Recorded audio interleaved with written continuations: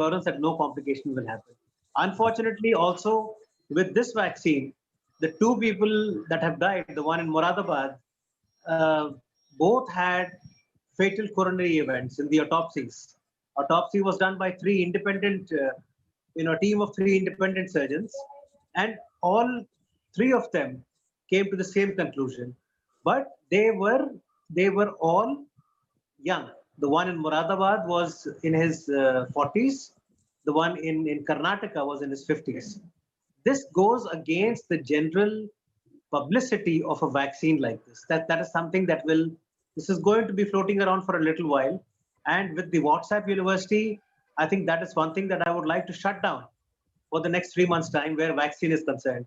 It should be something of a social criminal negligence to spread the word about the vaccine, which may be detrimental to the vaccine. Only people who are authorized to speak on the vaccine or who have some scientific sanctity should be talking about it. That would be my take, only because it is harming the whole process of the vaccination. So what you're saying is relevant, Mr. Goel, but it is a process. You've got to be able to overcome the mindset. You've got to be able to spend time. You've got to be able to talk to people. I have been advocating this to the Maharashtra government that we should get people who are present celebrities, people who've got a say in public spaces, to be able to come forward and say, please take the vaccine. But mindset is something that will, unless we are able to change that, we are going to be finding this kind of resistance all over the place. Okay, thank you, Dr. Srivastava. Professor Dr. Brahm Prakash, would you like to add anything about this? Yes, actually, these vaccines has been started in exceptional circumstances. So exceptional circumstances, we have to take exceptional decisions. That is one thing. Another thing is the availability of vaccine. So much of number of availability of vaccine is not there right now. WHO Director General has said yesterday that one country got only 25 doses. The only thing is that hesitancy to the vaccine is from the very beginning. When I was in Australia, there was a group of anti-vaccine. There was an anti-vaccine lobby, you must be knowing. And DPT was not being given to the children if children were having pertussis in this time. At that time, that was in 95, 96, I was there in Australia. As far as this thing is there, we are going very cautiously. That's why 100 number maximum in birth center. See, like AIMS, like Subject Hospital, like RML, like KEM Hospital. These are huge medical establishment. They can take thousands of cases per day. But we are going very cautiously. That is very right. That is one thing. We are going in a slightly younger age group, and celebrities have also taken first day. The member health. Professor Paul has taken it. Professor Guleria has taken it. Dr. Trehan has taken it. So a lot of celebrities has taken, and they are all fine. So I think initially, what is cautiousness? That is one thing. If I remember, we used to give penicillin to almost every third case in the hospital for every. That was the best possible antibiotic, and it used to have anaphylaxis. Anybody, we used to test it. Anybody had anaphylaxis with it, we used to treat it. That's all. It was a routine. So it will come in a routine. That is one thing. As soon as the vaccine is, even if vaccine is available in the market today, the number will increase tremendously. Suppose it is of whatever cost it is, there are people who will go for it. So overcome this cautiousness, that's very rightly. Emergency use, this emergency permission has been given. So I think this can be covered within 1 year or so if it is opened up. Okay, thank you, Dr. Prakash. Although 1 year is too short time, we are talking of 70 crores, and right now it's about 1 lakh, or as Dr. Srivastava said, even 5 lakhs if we will do per day, it works out to be very less. To cover 70 crores, we require lots of efforts. I think 70 crore may not be required, because even 50 crores, if we will go for 50 crores also, it's not that easy. Okay, thank you very much, Dr. Prakash. And those who are below 18, they may be above 18. Those breastfeeding mothers may also come out of the ambit, and those pregnant women also come out of the ambit. So the figure will remain like that. Anyway, thank you very much. Dr. Jain, would you like to add anything in this? Yes, sir. I think this question has two parts. One part is, do we have enough vaccine to vaccinate everyone, the kind of numbers you have shown Mr. Goel, is around 50 crores people. My question here would be, do we really need to vaccinate 50 crore people? So I think our objective here is not to, we are not kind of eradicating the virus the way we did for polio or maybe smallpox long ago. Here, our objective here is to control the pandemic. At this point, if we inoculate everyone who is potentially at risk, number two, if we can inoculate everyone who is potentially at risk of a very severe disease where this person maybe kind of get a fatal outcome, I think at this point this is the only objective. What you are forgetting, Mr. Goel, in your numbers is the people who have already been immunized by the natural course of pandemic. So around, I think October, when the Sero survey was done, around 30% population was already having antibodies. So 30% people were already immunized. And by now, I believe it will be almost 50%. To control a pandemic, what we have to achieve is immunization of 70% population, and then we say that pandemic will control. So the gap is only the 20% population here. It's not that many people who need to be immunized at this point. The numbers you have shown, I was doing a calculation on my computer. For one single dose, it might take about 18 years to achieve that. So this is No. not what we are looking at. After 18 years, probably we'll be thinking about eradicating corona from the earth. So there is a objective which we have to see, the number of people who require the vaccine. Moreover, as Dr. Brahm Prakash said, that once it will be in the public, from the public domain, it will be going to the private practitioners, it will be freely available. I think people who need it will be taken. One very nice point which Dr. Om Shrivastava has mentioned, if you go to the medical people in medical fraternity and ask them to take a vaccine or a treatment, they'll be the last people who will accept it. So he very rightly mentioned we buy the influenza vaccine everywhere for healthcare, every year for healthcare people. I think barely 10% come forward and take the vaccine. So I think the medical people have the highest resistance, and we have to understand why, as he said, because we know 1 out of 1 million get Guillain-Barré syndrome, which general people may not be aware. And our fear is that what if I am one of those millions? So there is a kind of more knowledge and more like we get more sensitive about those things, and so that is a very important point. The second point Yes, was yes. Yes, please. how safe is the vaccine? As of now, like a lot of country vaccination have it started. It's safe. Which you tell me that if you give injections to 100,000 people, 1 lakh, 5 lakh, 10 lakh, one of them may die of something very unrelated cause of death. So these kind of things should not come in the public, and that can only be stopped if we limit, if we allow only the people who have the knowledge about the vaccine to talk on public forum. Not everyone should be allowed to talk about them. Okay. I think there has to be a restriction on it. See, Dr. Jain, you have made 2-3 points. First point, you said there was a Sero survey. Yes. But who is going to decide? Suppose I will go to a doctor for vaccination, or my turn comes. How the vaccination center will come to know that I am antibodies already there? Who will come? Never mind. So There it will means not be many. so that is why so it means I have to take the vaccination. If I have to take the vaccination, then 50 crore figure will be remain. Either we should go, no, I'm just asking, either we must go for an antibody test first, and then we will decide who is supposed to take or not. Our If resources may not allow that at this point. Okay, thank you, doctor. Our resources may not allow, but ideally, if you look at, we really do not have to inoculate 50 crores of people. The number is much smaller. And to get that 70% break point where we say that the pandemic is under control will be achieved within maybe 1 year or maybe 10 months or something. Okay, thank you. Thank you very much. That's what my point here is. Thank you. Dr. Rathi, what you say about this? Yeah, after hearing all discussion, whatever I have read and whatever I know and whatever I have seen across the world, no, you require 70% of your population to get vaccinated to develop a herd immunity. Okay, so that is what herd immunity was, a big concept. So we are talking about herd immunity, not because of disease, but because of vaccination. One thing. Two is, second is, like Madam as was saying, you might not require everyone to get vaccinated. Probably there will be a lot of subclinical infection which is going. Probably we have reported 1.5, 1 lakh, 1 crore, 5 lakh patient. Probably there might be 2, 3, 4 crore patient who are already been, suffering from COVID and has been not tested or has been not been into the hospital. Number two.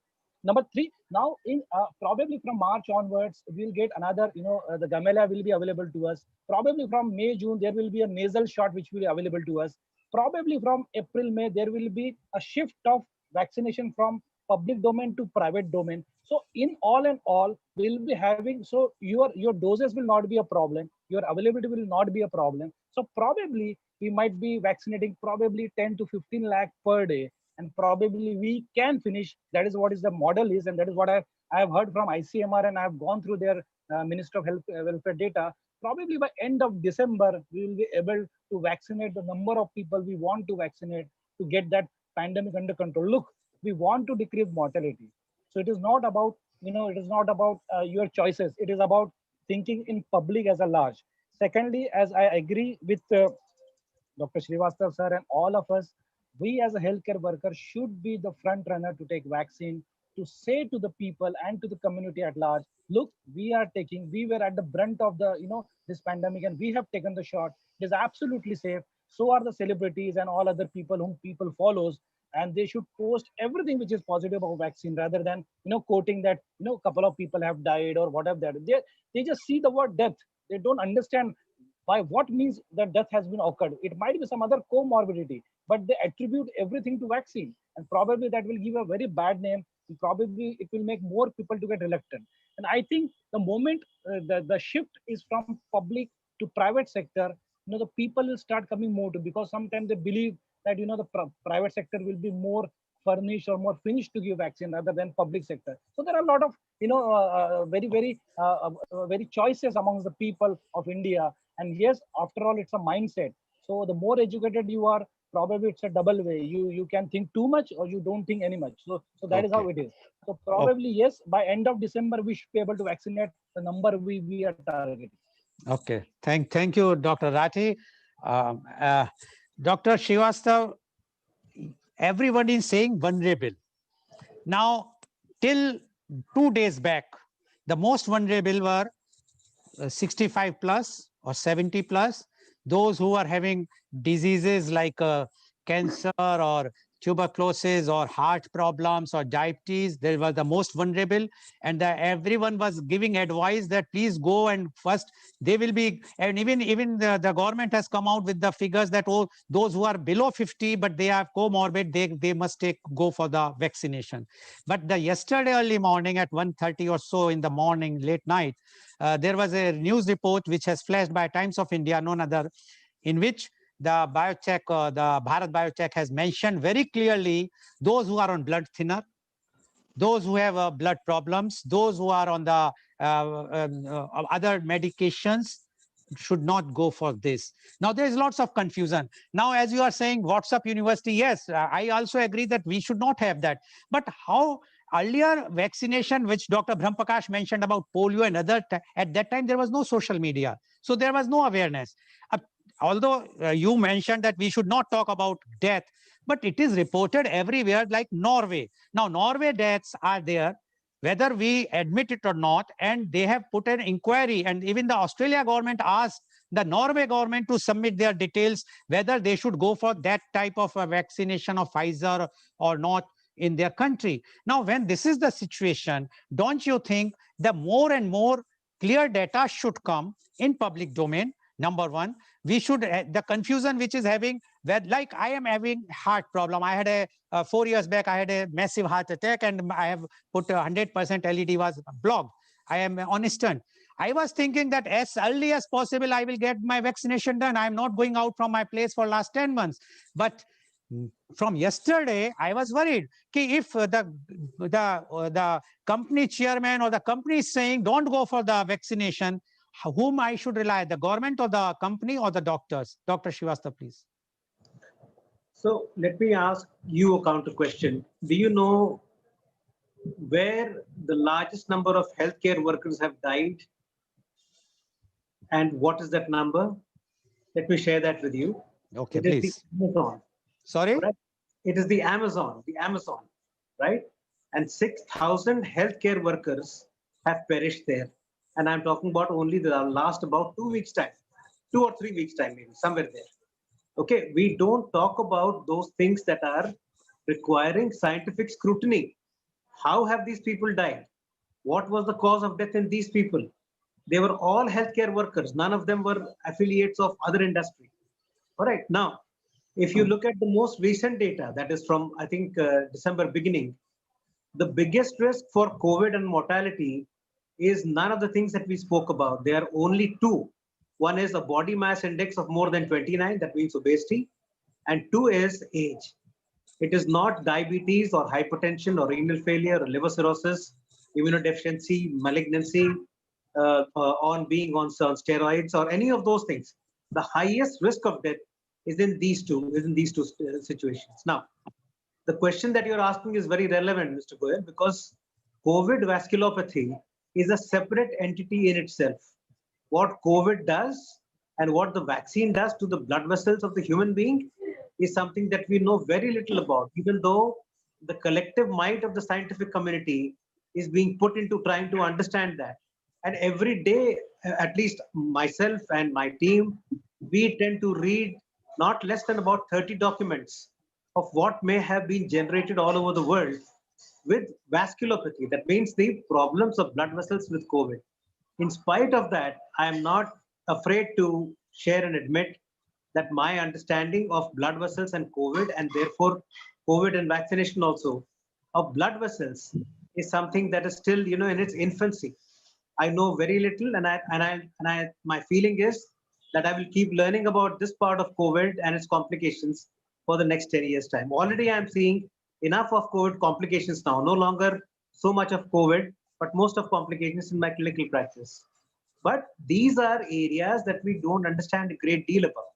So where we are not certain that the benefit is going to outweigh the risk, there is some merit in waiting. Okay, there is some merit in waiting.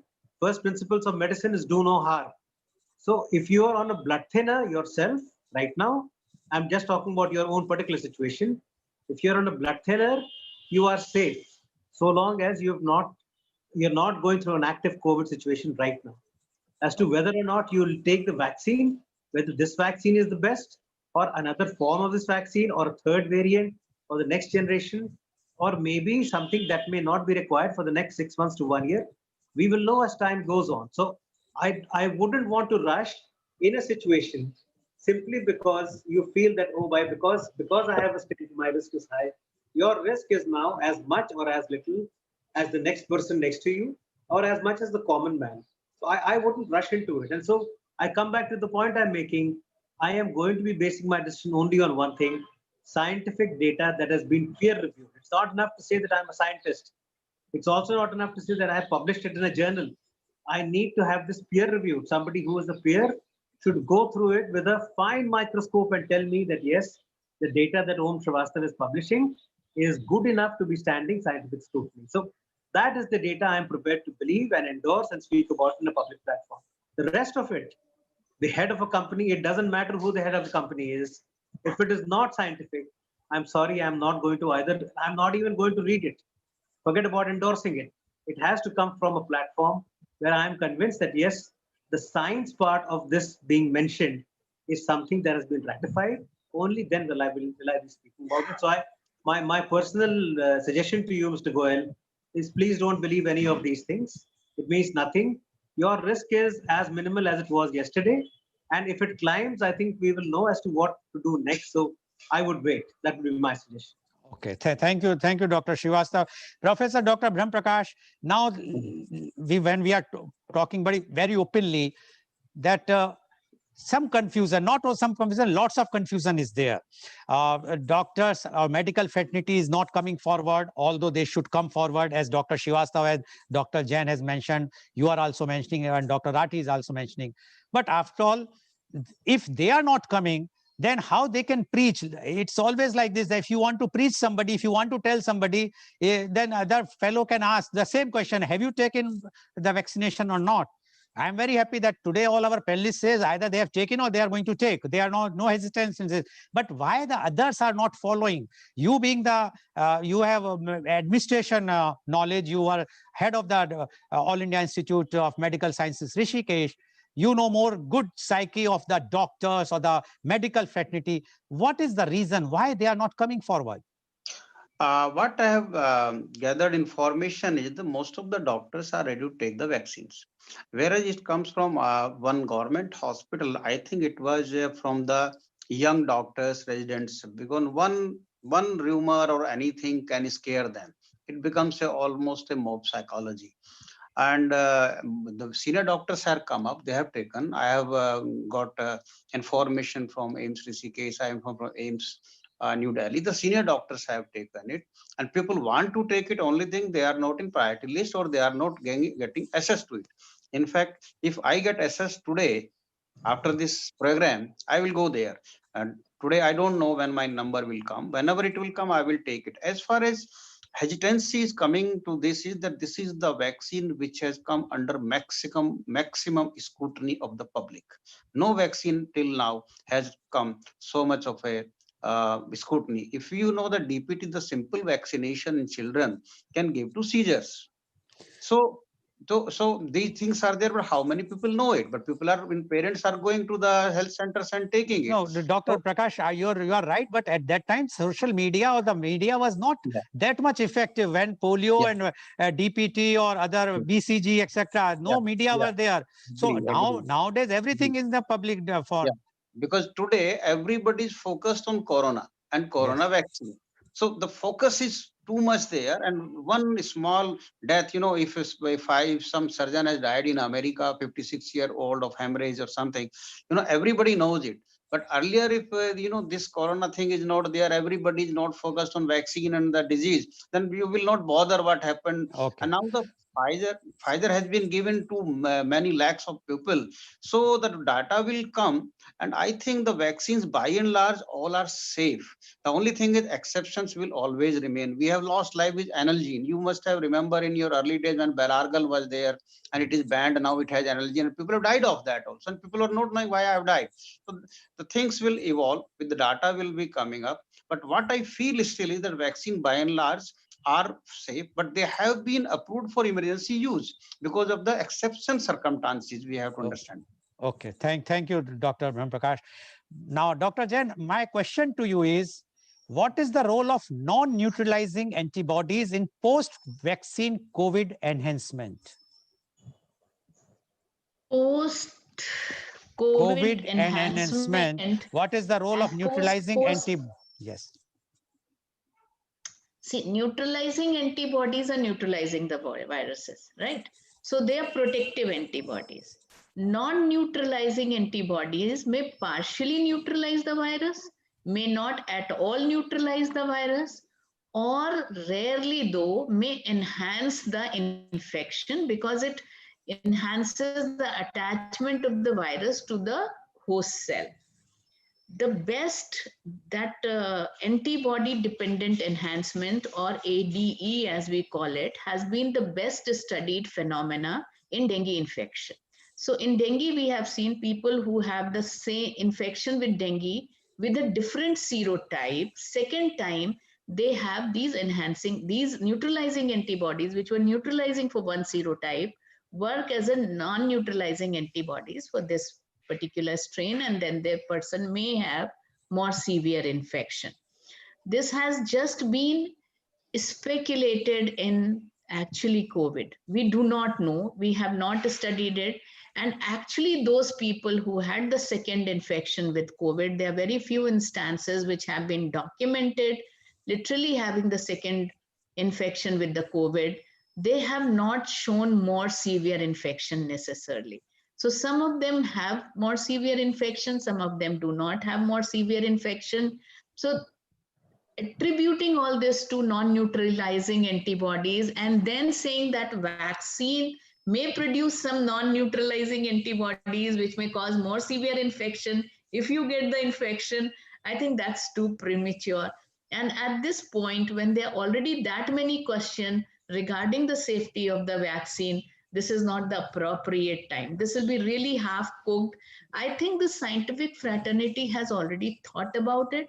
They have looked into the non-neutralizing antibodies, and we are not only focusing on antibodies when it comes to immunity. We are also looking at T cells. We are also looking at other means of immunity by which we are doing it, focusing mainly on T cells. So it's not only antibodies, number one, which impart immunity to a vaccinated individual. Number two, what we are focusing on currently are the S gene, which will be giving us the neutralizing antibodies. Number three, there is only one serotype of this virus known. Not like dengue, there are not so many serotypes of this virus which are known. Number four, whatever ADE we thought about was actually not being demonstrated in practice yet. Number fourth, this is just a speculation. We are not very sure about it. So I think it's too premature, and that will be anti-vaccine. Yeah, Dr. Jain, earlier also you have told that my question is premature, but it's on effect. But I do not want to discuss further because Dr. Srivastava and you all, and I also agree that we should not create panic in the public eye. But it has happened in few of the cases in UK, reported, and the doctors have diagnosed that it has enhanced the infection. But anyway, we will not discuss. But there are larger number which had milder infection. What about that? So I think we have to look at a balance. We cannot focus on what we want to see. It's a human nature. Like, we want to see what is bad happening, what is good happening. That's a very big chunk. I think we should look at that and promote that. I understand. The question comes again back that whether what Dr. Srivastava said, whether I am in that 1 million or not, how do I know? Anyway, now I'm coming to Dr. Rathi. Dr. Rathi, if Covaxin was approved after phase 3 trial, would that have improved your confidence? Your means the public confidence in vaccine efficacy. Public means the medical fraternity. I'm not talking of public. Right now, public is not taking the vaccine. Only the medical fraternity, more confidence to them. If they would have approved after phase 3 trial, which they would have finished by now or by, say, another 15 or 20 days. What do you say about that? Look, I think phase 3 is already over. It is only that the data is not available for public to review. So phase 3 is already over. What I've learned. So it doesn't matter because the platform for both vaccines are more or less same, and whatever data for phase 2 and probably phase 3, what we have got the access of that phase 3, not all the people. So it looks same, exactly same. So what we are trying to say is that yes, confidence will be more for people who are more data savvy or who just want something have their legally or whatever they want to call it.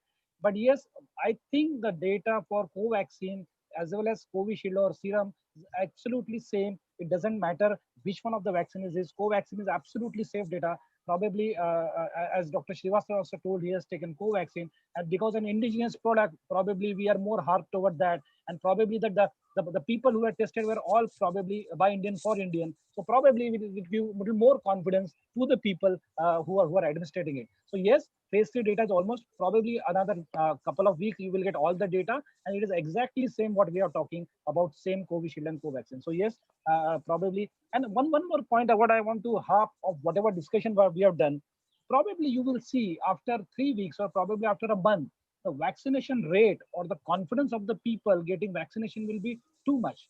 Right now, people are just waiting and watching for the first lot to get vaccinated and see what happens to them in a couple of weeks of time. So probably after 2 weeks, say end of January or first week of February, you will see more enthusiasm, more people turning out. Probably it will be a big drive after February, because that time there will be a lot of confidence in the community by seeing the previous one who are getting vaccinated.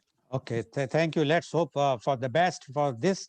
Now, I would like to ask Dr. Srivastava, do you think vaccination compliance would have been better if government had followed UK model of starting with higher age group healthcare workers first? We see many young healthcare workers receiving it, while many senior nurses, doctors, etc., have not been called.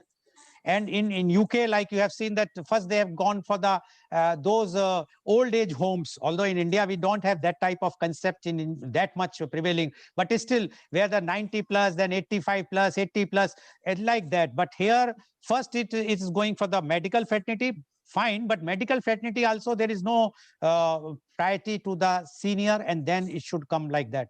Do you think it would have been better?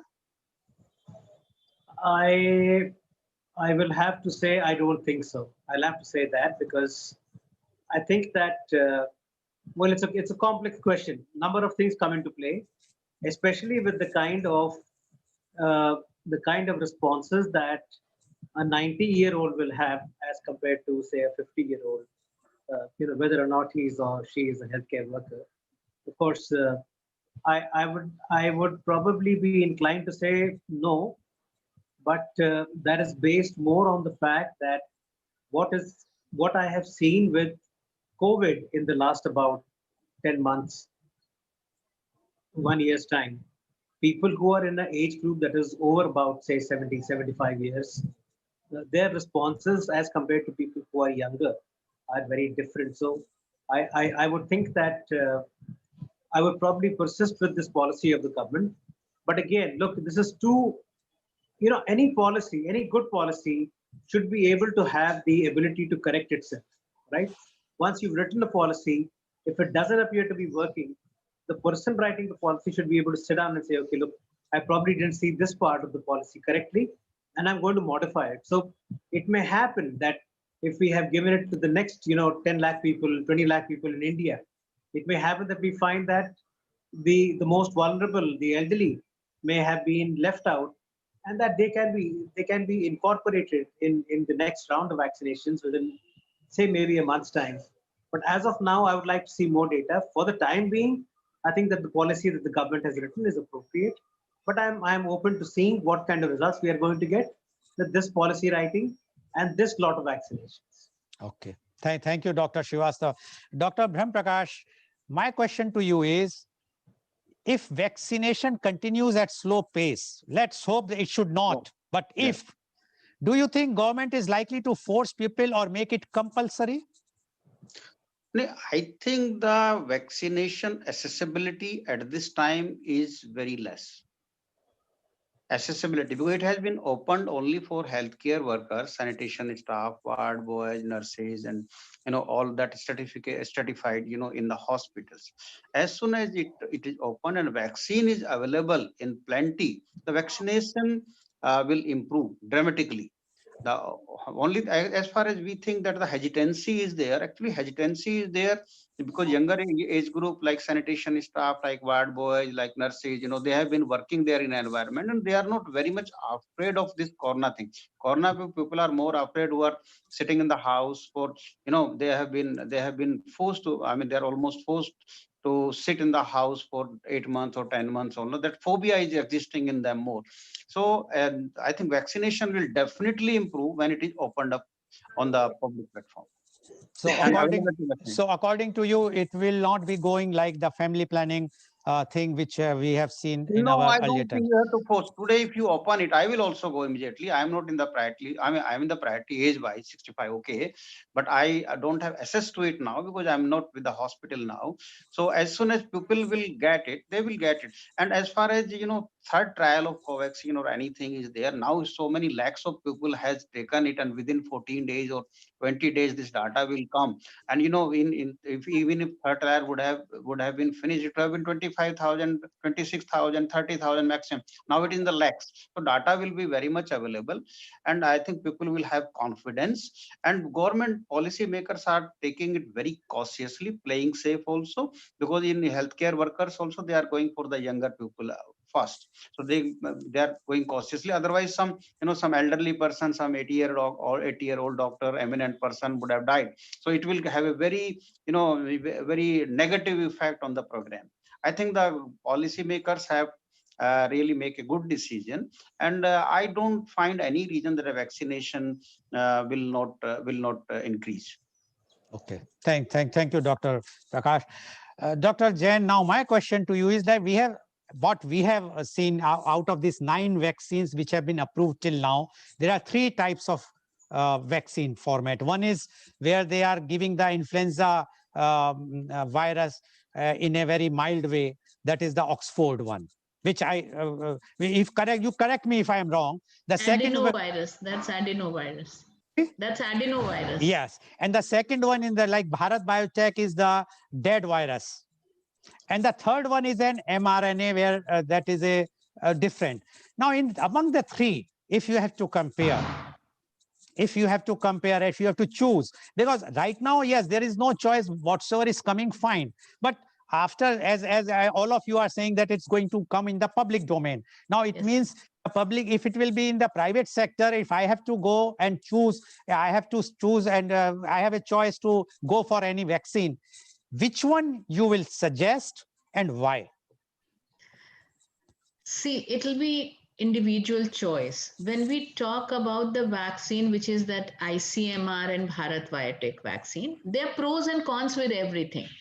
This is a dead virus. See, so virus does not go and multiply in your body. We are just giving the enough antigen dose in an injectable form to your system where the antibodies will be produced and all. The disadvantage here is that you have to have a very big load of the virus because virus is not multiplying itself inside your body. And you might be needing more boosters because there will be less residual effect once this virus particles are degraded. You have to give the new booster and new booster. So the more boosters may be required. But the advantage is that it will not harm you in any way because the virus is not multiplying in your body. The other one, which is the adenovirus one, the Covishield, which is coming to us through the Serum Institute, is actually, there is a virus, which is an adenovirus, which is non-pathogenic. And this virus has a spike protein part of the genome of the coronavirus, which has been integrated inside. So we are giving some copies of this virus, and this virus is multiplying in your body. So more copies are being produced, and then your body is getting exposed to our interest is in that S gene, and more copies of this is being formed. So here you may require fewer booster. Antibody response may be higher. We do not know really. That has to be seen. And boosters also, we do not know. At this point, they're saying 2 boosters will be enough. How long the antibodies last. But when we give the booster in this situation, antibody response will be quicker, definitely, because here there is a live component in the virus, which is multiplying itself.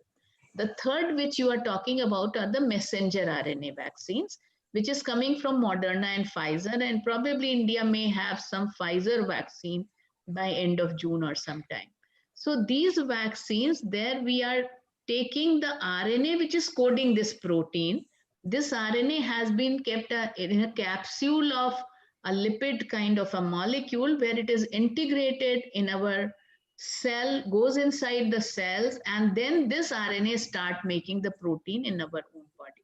So what we are thinking is that probably here we might have a larger antibody response.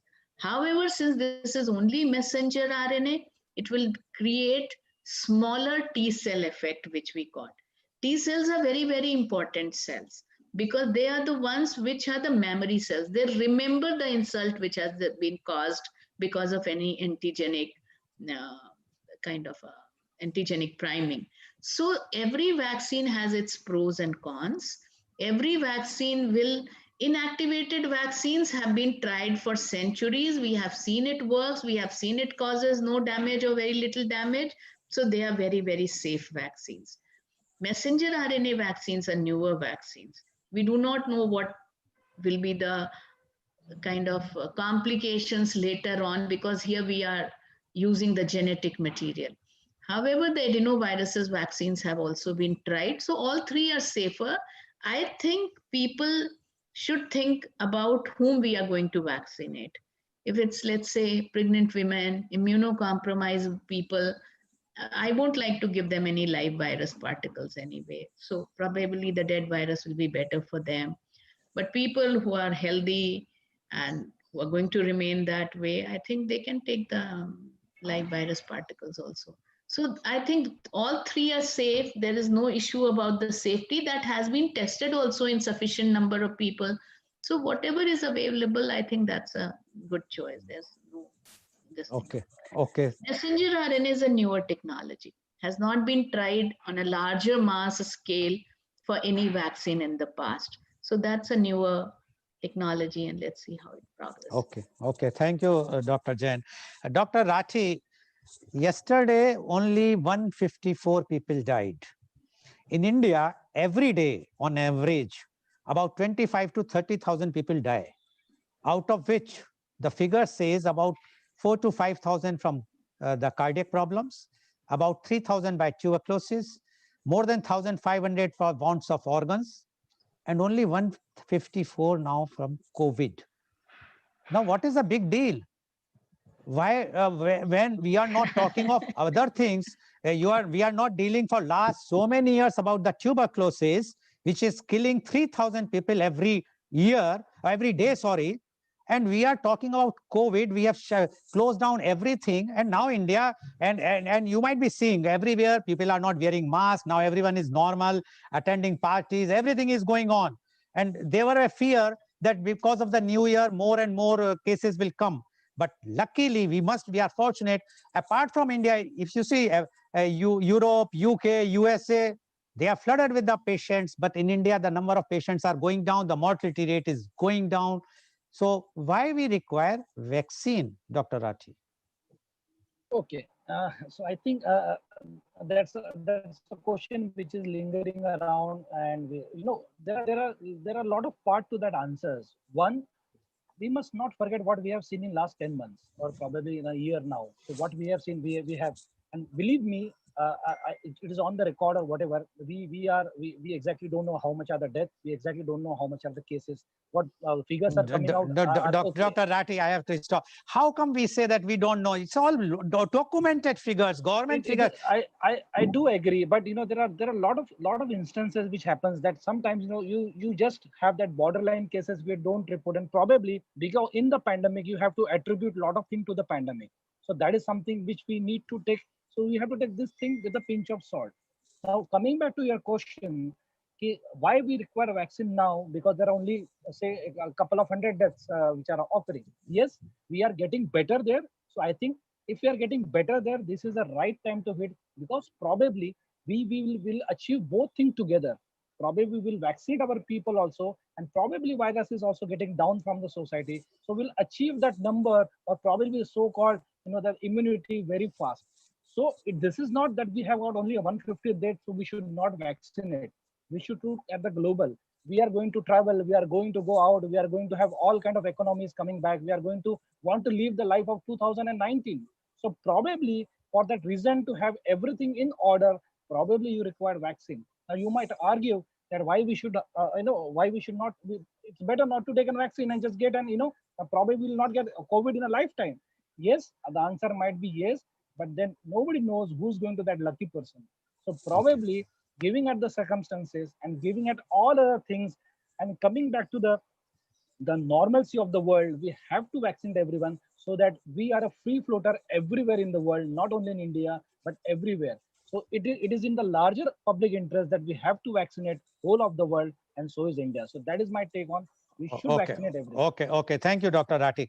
Dr. Srivastava, my question to you is again, among the three types of vaccines, the Oxford type of vaccine, whatsoever the names, other names, or the Bharat Biotech types of vaccine, or the Pfizer types of vaccine, which one is better according to you, and why? So look, I think there is something to be said about the messenger RNA technology. The messenger RNA mechanism of the working of the immune system. Once you've got something that works on freezing the response of the messenger RNA in your patient system, then you're also going to be freezing the responses to a number of other medical conditions. That include things like neurological disorders, degenerative disorders, autoimmune disorders. All of that are going to get frozen. Is it a good thing or is that a bad thing? We don't know. We don't know as yet. All right, but it is something to be kept in mind. Will it actually impact in a bad way in people with, say, Parkinson's or multiple sclerosis or any of those things? We don't know that either. But it is a brand new technology. It's an exciting technology. Certainly, from the point of view of the COVID vaccines, it's something that should be giving us very good results. Should be giving us very good results. So that is the one thing. The other vaccines that you have just mentioned, I would like to draw your attention. Do not forget what happened with the dengue vaccine. Okay, it was meant to be a vector vaccine, and that in the number of people that they gave this vaccine to in Southeast Asia, I'm not going to name the country, but there were number of deaths, not just in tens and twenties, but far, far more than that. And that happened because the vector on which the vaccine was being carried, it changed once it got into the system of the patient. All right, so we've got to be careful about that. New technologies are wonderful, but they've got to be stable. They've got to be in a situation where they will be able to be predictable and be beneficial to the patient. So, which one of these is the best? I think we will know only in retrospective data. Once we have given these vaccines to maybe 10 lakh people, we will know in the next year's time as to how these 10 lakh people behave, what their immune systems did. See, when we say how good is the vaccine is efficacious or not, before we find out, when we give somebody an influenza vaccine, you don't find out how they're doing in 2 weeks' time. You find out how they're doing in 1 year's time. All right, in 1 year's time, the patient should be able to say, yes, the number of the infections that I used to have before I had the vaccine and now that I've had the vaccine have reduced considerably. So we will know in about a year's time, retrospectively, with the data that comes out of the vaccine that we've given. I think there is reason to be jubilant about the technologies that are evolving for not just for this vaccination, but for a number of other future vaccinations of RNA diseases, the smaller viruses, and the more unstable ones. But I think that again, data will come out in a year's time. All these vaccines need to be going through the process that we've spoken about a little while ago. Correct repetition is to be applied without a lot of cynicism, and data has to be interpreted in the correct fashion. Only then we will know whether something like this, brand new or not, is working. So Dr. Srivastav, my one just counter question. Do you think we have done it just in a hurry? We have given the approval. We should have waited for more data and then we would have given the approval. So I'm going to answer your question with an idiom when I use for teaching postgraduate students that infectious diseases has a treatment, but anxiety is incurable. There is no cure for anxiety anywhere in the world. I think that answers your question. Yeah, yes, definitely. Thank you very much, Dr. Srivastav. Now, my question to you, Dr. Prakash, is that Oxford scientist Dr. Hill has clarified that AstraZeneca has signed an agreement that vaccine will be supplied worldwide at $3 per shot till pandemic ends. And only after that, companies allowed to charge higher amounts from developed world countries. How come Serum Institute is claiming to charge rupees 1,000 per shot after this free thing or whatsoever they have supplied to the government, although neither the pandemic is over nor India is a developed country? Dr. Dhram Prakash, please. I think the government will be able to tackle this issue because it is a statement, I think, from the owner of the company. So that statement can be there because of his, marketing strategy or something. I think the government of India will definitely able to handle this issue.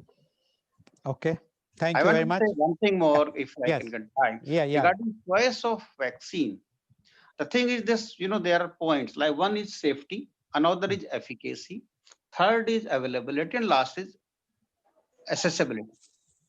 Safety wise, all vaccine seems to be safe. Right? Efficacy wise, Moderna and Pfizer goes about above 90%, where the AstraZeneca goes about 70%. Bharat Biotech, I'm not sure, but it must be again 60, 70%. The Gamaleya is again 70%, 75%. So when choosing this, we will go by safety. Safety like Covaxin is killed virus, so it's safe. Adenovirus is safe. mRNA has been given to so many people. It seems to be safe, but of course, this Norway thing has to be solved. Why it has happened, but it has happened in the frail people and very aged people. So then accessibility. I mean, it is available, but it is not assessed to. I'm not able to assess this today. So because I don't have any institution with me, it will take some time. So these factors has to be taken. Then the individual thing, like some person is having bypass surgery, he has on anticoagulants, this and that. He has to be, given the vaccine more cautiously. He is more prone to have it. He's more prone to have more complication. So he cannot be just, part of a group of young people, say about 30, 40 years of age. He has to be given more attention. He has to be in a facility where everything can be tackled. That is my. Okay, thank you very much. Now the last question to you, because time is very less. So I'm asking you, Dr. Jain, what message you want to give to the, any suggestion to the government and advice to public? Please unmute. See, to the public, this is not the time for panic, as we have already been feeling that this is an unprecedented situation, so there'll be unprecedented solutions also. So these vaccines are, I'm so thankful to everyone who worked towards it. I have never seen, and I'm sure none of us have, history has never seen vaccines, that many vaccines in such a short time. I salute all the scientists who have done it. And I think we have to trust them. There is enough data to believe that these vaccines are safe. I would, to the public, I'll say, please do not spread rumors. Talk only what you understand. The things which you do not understand should not be talked. To the government, I think all the policies should be a dynamic document. Anything, if we, in the course of the vaccination, if we realize that there's something which needs to be modified, there should not be any rigidness about it. All these things should be modifiable documents from time to time. The newer versions may come, which are coming. So we have to depend on it.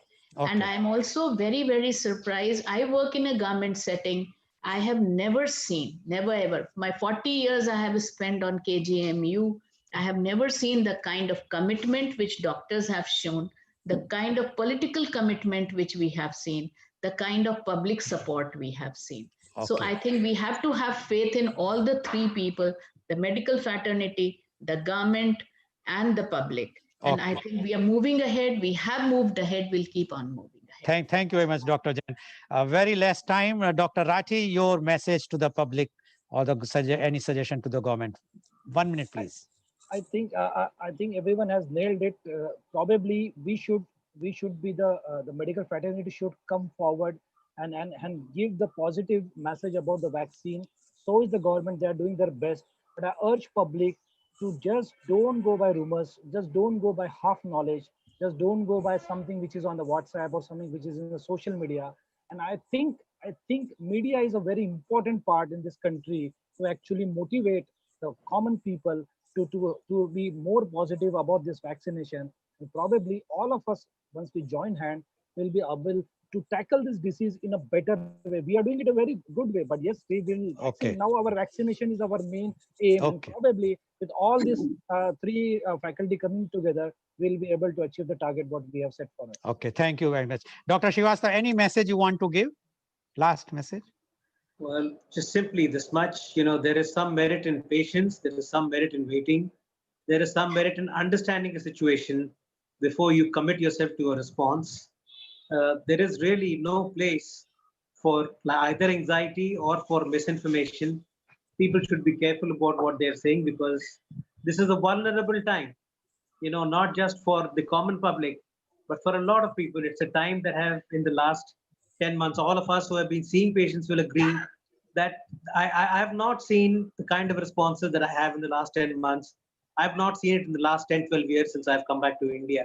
There's a Okay. vulnerable time. There's a time not to play upon the anxieties of people, Okay. but to actually allay them, to reassure them that things will work out. Things will definitely work out. Give it the time.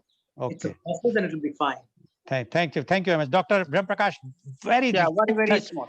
yeah. There are a lot of doctors who are very senior, no more attached with any big institution. They pause their clinical work, patient care work because of this corona. When Professor Pandey, we lost from AIMS, Yeah. the government should take list or somehow contact them so that they are desperate to give patient care again. They should prioritize for the vaccination. Okay. Okay. Thank you very much. So today you have seen that all the top experts, doctors from the different parts of the country advocated very forcibly that everyone should go for vaccine. We must not see what's happening in the media, which are giving false informations.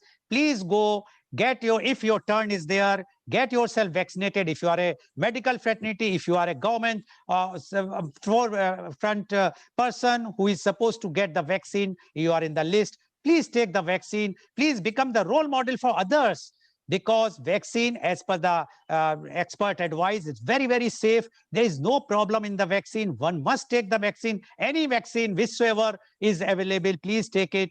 Don't ask or try to question, because it's not only for your safety, it's for the safety of your family, for the entire community, for the entire nation. So please do not compare the vaccines. Although our program is best vaccine for the COVID, but the result is all the vaccines are good. After done lots of research, they have come out, and the government has trying their best. So we must, all the civil society should cooperate by giving the full support for this vaccination program. Thank you very much, everyone. Thank you. And today's program, which has been live telecasted by V4 News, Global TV, V4 Stream, Malnadu TV, News Gaon se Samvad Sarokar News, as well as was shown live on Facebook and YouTube. And our endeavor is every day to come out with a new topic. And the tomorrow topic is media conference with Lal Goel, role of youth in education. And our chief guest is Professor Dr. K. Shankaran, Director, Justice K.S. Hegde Institute of Management, NITTE, along with 6 youth leaders who are going to discuss about the role of youth in education. So please tune in tomorrow conference with Lal Goel at 10:30 a.m. Thank you very much, Dr. Om Srivastav. Thank you very much, Professor Dr. Brahm Prakash. Thank you very much, Dr. Amita Jain. Thank you very much, Dr. Kapil Rathi, for joining us. And thank you all the viewers for joining and listening the enlightening views of the medical experts. And I'm sure that every one of you would like to get vaccination as early as possible whenever your term comes. Thank you very much. Thanks a lot. Thank you. Thank you very much.